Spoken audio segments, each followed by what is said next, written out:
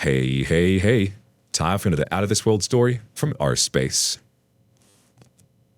Cheaters are the ones who value self gratification over intimacy. But why do they do it? Well, there are several reasons, one being self esteem issues. Someone who has self esteem issues usually values that desire to feel more attractive or powerful, or more in control and worthy. They seek self worth, and in the process, they often tend to hurt their loved ones, especially their partner. Today on our space, we see that in the process of discovering self worth, cheaters end up self-sabotaging and hurting the ones who love them.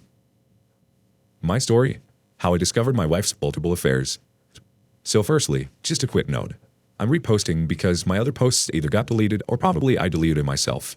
I don't really remember. Plus, many people here wanted to know the story, so I don't mind sharing, and to be honest, I think it helps to write this down. In a way, it's therapeutic to write it down, and to let others know. Do have in mind that English is my second language, so there should be a few grammar errors here and there.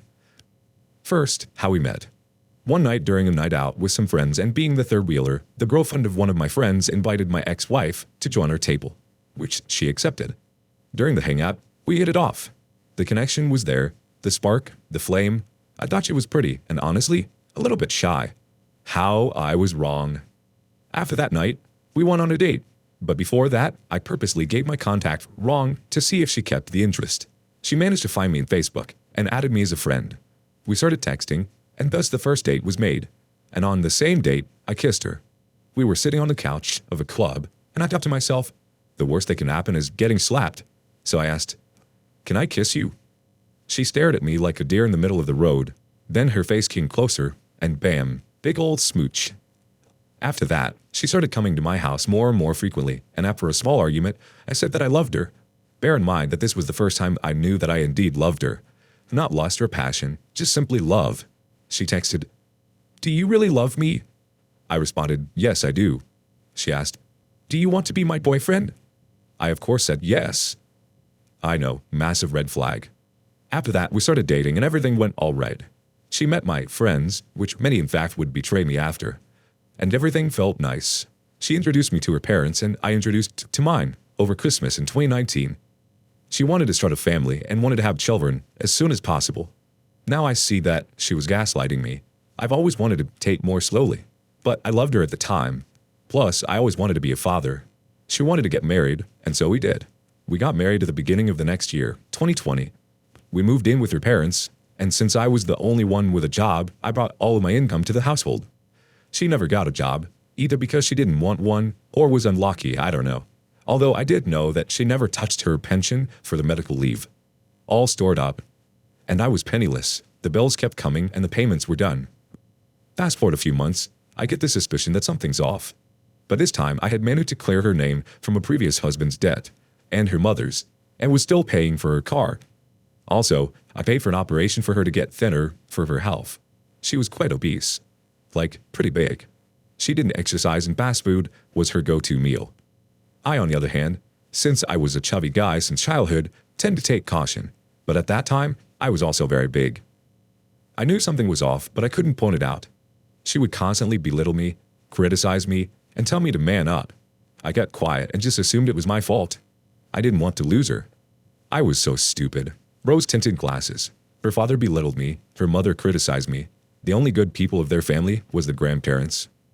Things remained like this until her mother got sick and went to the hospital. She stopped sleeping with me and the bedroom was dead. I grew in frustration, but bottled it in. She would go out at odd hours to return way late. No hugs, no intimacy. Until one day I said, "Will you please go sleep with me just once? I need my wife with me." She decided to go sleep with me only one night, and then again sleeping with her mother. When she slept with me, she was angry to do so. I decided that I would stop asking, and started sleeping alone. After that, she would only sleep with me if she so desired, or because her father wanted to. And intimacy was dead only once or twice each 4 months or so. Because of our financial crisis, she wanted to do some naughty work. I gave her my consent, but told her I was opposed. Well, my body did. No more kisses, nothing. She said, no, she promised to stop, and that she was only mine afterwards, yet still didn't sleep with me. And again, I always had to initiate. My frustration grew. Fast forward to this year, January, my mom gets diagnosed with breast cancer. I warned her I wanted to go and see my mother. She said she couldn't come because she had a course starting in February. My guts started giving me a warning sign. From February to March, she goes to her course for renovating her licenses to start doing private security jobs. When she returns, we were lovey-dovey. Then before leaving again, she drops the bomb. One of my friends wanted to do the dirty with her and that he loved her. Got upset about the fact and started a witch hunt. Cut contacts that I remotely had a suspicion of being capable of doing this. This was before we got married, and she came with the BS excuse of, "I didn't want to damage your relationship with your friend." BS. Red flags waving in the sky. I confided with a true friend about my situation. He told me, "Mate, she is doing the dirty with other guys. Check her phone if you're not sure. If there's nothing there, you can relax." During this crisis, my ex-wife decided to run away with other men rather than helping me out. All I just needed, in my opinion, was a kiss, a hug, a warm night. Nothing else. I would be happy. She returns from her course. I wait for a few days. The days she gets back, decides to make an argument with me, saying that I'm doing nothing for us and that I don't take the initiative. Some old complaints. We were planning during that time to move out and got to a city. That is a lot of job offers and start living just the two of us. Plus my mother-in-law. In a way, it was never just the two of us. My mother-in-law was always there. During arguments, she asked, "Why don't I take her again on dates?" I replied, "Well, your mother is always with us. I can't have a little alone time with you." Plus, every time I proposed for us to go on dates, she would deny it or just plainly tell me that she didn't want that. During this time, I didn't have any proof. A few days go by, and on the 13th of May, after she's asleep, I unlock her phone. I felt dirty, stupid, by doing this, but that feeling quickly went off and was substituted by rage. I saw on her WhatsApp loads and loads of texts, pics, videos, you name it. She did everything. Meanwhile, I was stuck at home with a dead bedroom and penniless. I found out that she was in bed with another man during my birthday. Rage soon came. I wanted to slap her awake, but thanks to my mother, I managed to remain calm, went for a smoke outside. After that, every day until she left, I collected evidence upon evidence.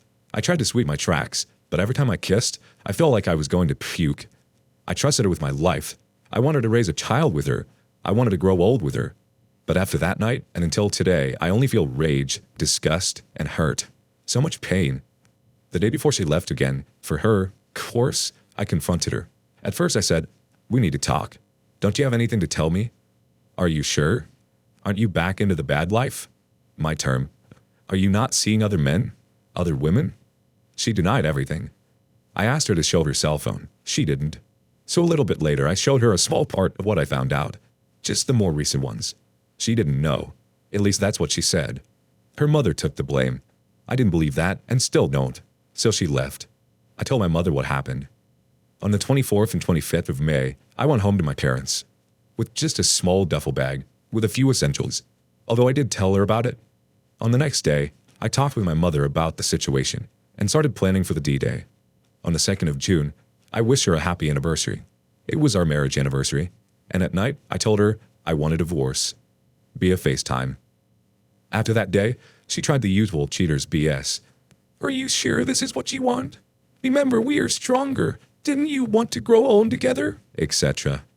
During this time, I was wavering a bit and kept contact to a minimum. We were supposed to meet right after to sell our wedding rings, but she was a no-show. Quite probably, she went to the place she was staying to do some nightly activities. I went and sold my rings with my mother-in-law, and she was tearful, but I didn't feel a thing. Nothing. Just anger. We went with a friendly divorce. I kept my things, she kept hers. We later met before the divorce to talk and sign the paperwork. She wanted to know why. I told her, "You neglected me. You didn't sleep with me. You didn't have intimacy with me. You didn't care. You always told me I was your first priority, but your actions told me otherwise." She asked, "Didn't you think that if we lived alone together, things would change?"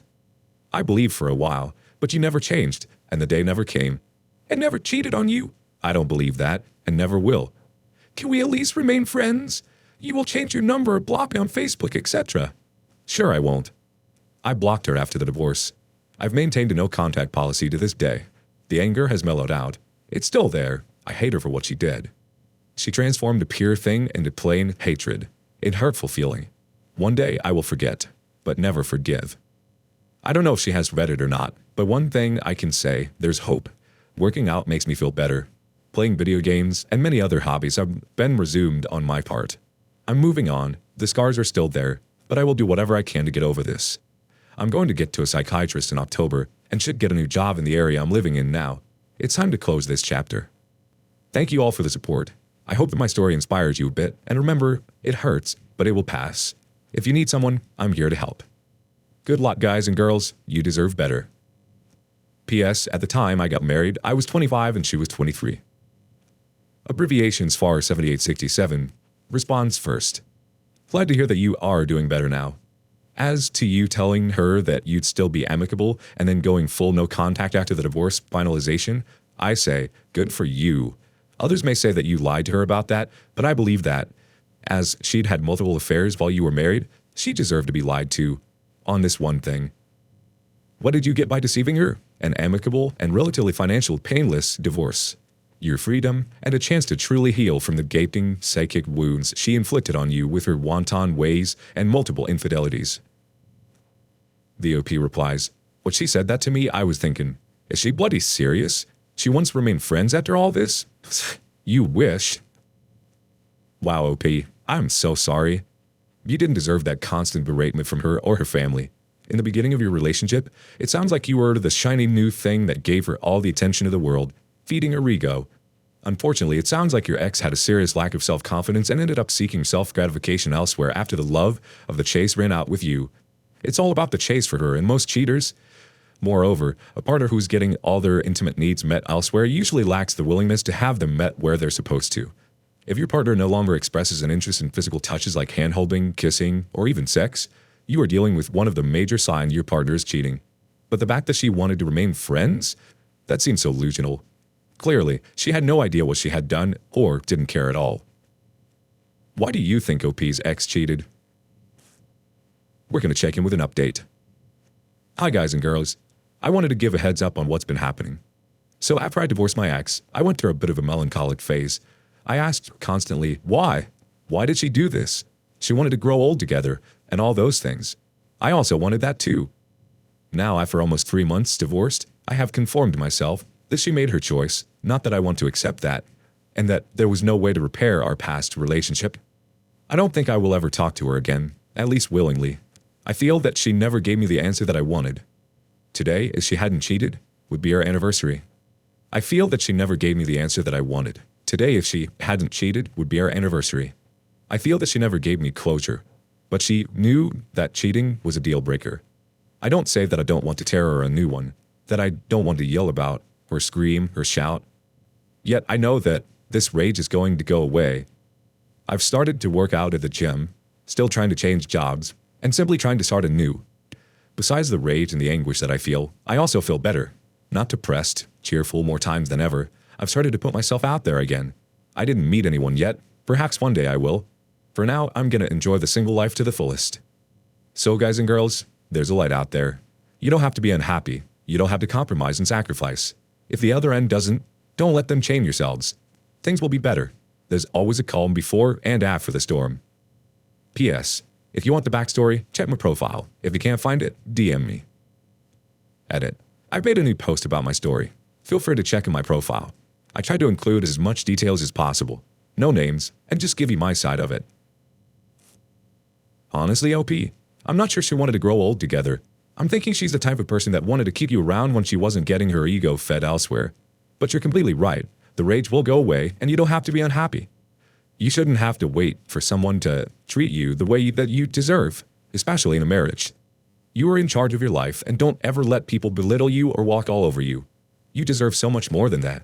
You deserve someone who wants to share their lives with you and grow old with you. Someone who can't wait to jump in bed with you at the end of the day. Have you been in a similar experience? What did you do to get through all of the emotions? Share your stories in the comments below. Thank you for joining us today on Our Space. Please be sure to like and subscribe and hit that notification bell so you don't miss out on our next video. Also, please let us know what you thought of today's content in the comments below. We'd love to hear from you. See you soon.